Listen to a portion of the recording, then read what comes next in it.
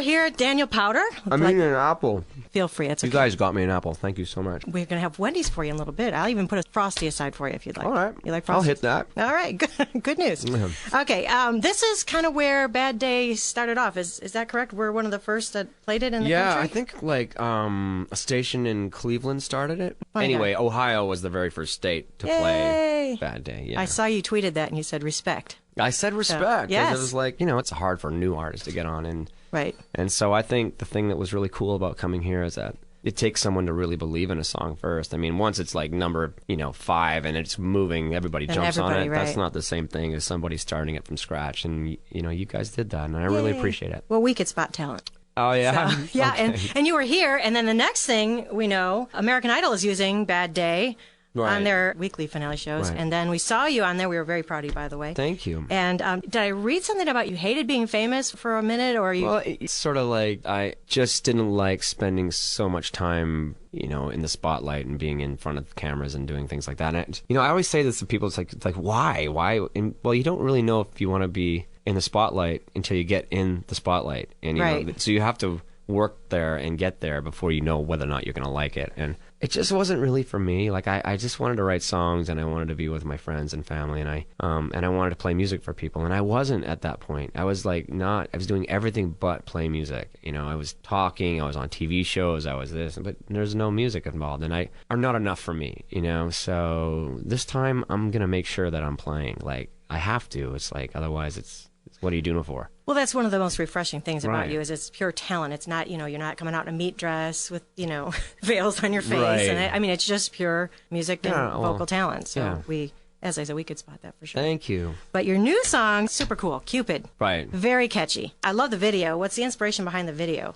Actually, it's funny. A friend of mine directed and wrote that. His name was Neil Tardio, and he wanted to show different stages of your life, but as a couple, and growing up and having kids and getting a little older and, going to college together and then I guess college first, then the kids. And then it's like, then it's the BMWs and not having a kidding. And then, and then to the sort of those golden years, and I just thought it was it was romantic to me. And I think, I think you and I were talking before about there's so many people throwing the towel these days, from when it comes to, there's people that get divorced over they don't like watching the same TV show, so they get, I'm kidding, I'm joking, but no, you're probably accurate.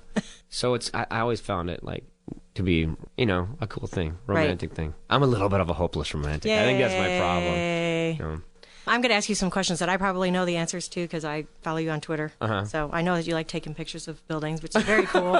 I actually like those. I think they're very cool. That I'm getting in so much, from the label about. Do you think you might want to put yourself in some of those pictures? I'm like, that would be preferable, but the pictures are cool. But I think these people, like the casinos, they should be paying you, or they should give you some kind of perk or something. Yeah. I mean, you're putting it out there for everybody.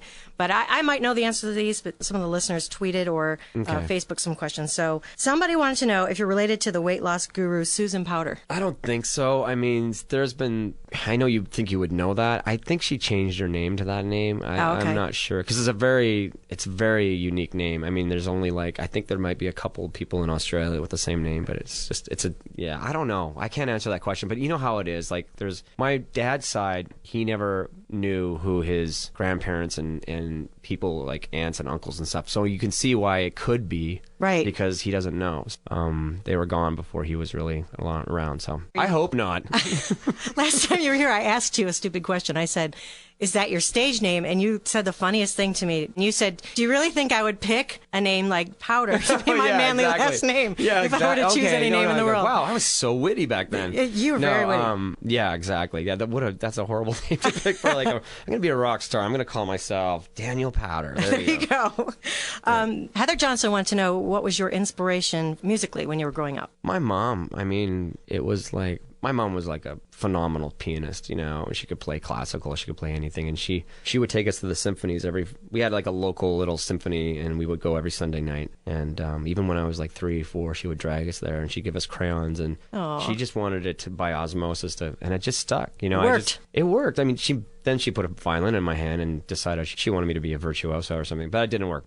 You said no, not going to do it. She's still not so happy that I pulled out of that. I'll say, Mom, look at all these records I sold, and she's like, I just wanted you to be a violinist. And I'm like, all right. It's never good enough, Mom. Yeah, exactly. That's so true. Well, the other questions were not questions. One said you had dreamy eyes, and the other one said you had a fabulous smile. So that's not really questions. So we'll let you go. Thank you for visiting us again, and we hope to have you back. Me. All right. And Daniel Powter, everybody. Thanks, Doreen.